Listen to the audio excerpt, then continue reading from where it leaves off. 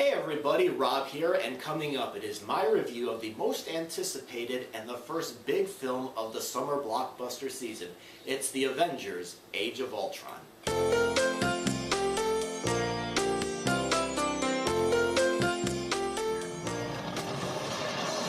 You're gonna break your old man's heart.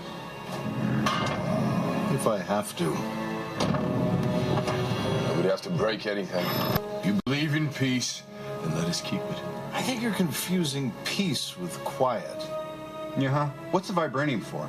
I'm glad you asked that because I wanted to take this time to explain my evil plan. Thanks for checking out R&B Reviews. The Avengers: Age of Ultron is the sequel to arguably the most popular and most successful film in the Marvel Cinematic Universe, and it is the film that's being used to close out Phase 2 as we move on to Phase 3, which will introduce more characters and lead to a civil war among them.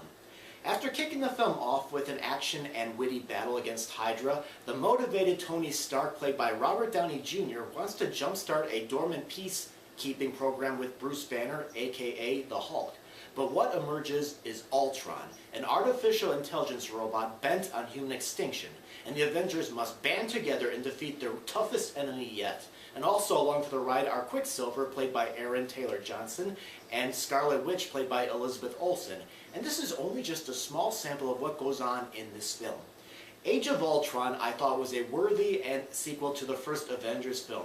Writer-director Joss Whedon mixes on the edge of your seat action with laughs, and he keeps action scenes from being repetitive, and he doesn't really do them, I think, just for show. The wisecracks between the characters come at good times and are not corny, and he also injects themes into the film that I think will resonate with audiences. Now, this film takes a darker tone than the first. While the first Avengers movie was a fun popcorn thrill ride, this film has more dramatic moments among the Avengers, especially between Stark and Captain America. This could have been avoided if you hadn't played with something you don't understand. I'm sorry. It is funny.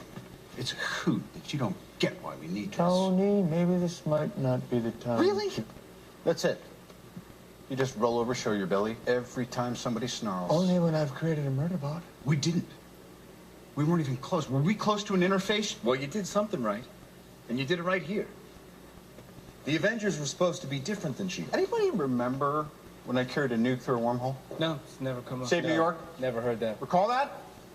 A hostile alien army came charging through a hole in space. We're standing 300 feet below it. We also get some nice quiet moments also, including a subplot between Banner and Black Widow. And also there were some subplots that I thought were a little underdeveloped and they tended to be overlooked, include such as Thor's. Ultron himself is a more serious villain than the somewhat comical Loki, although Ultron has a very bitter sense of humor among him. And I really like that he believes that his view is the correct view and that his plan was really well thought out.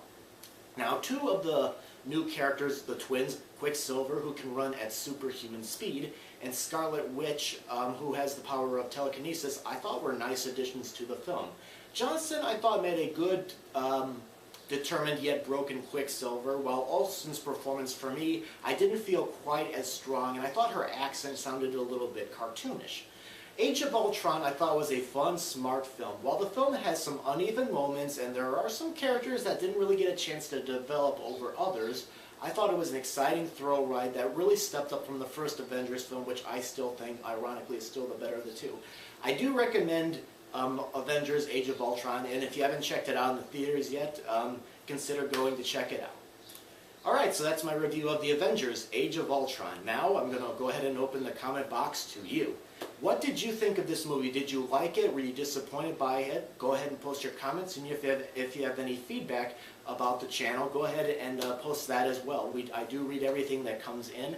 And finally, if you're interested, consider being a subscriber and visit the main page and look at some videos that are currently playing in theaters, movies that are currently streaming on demand or on DVD. Alright, thank you very much for watching.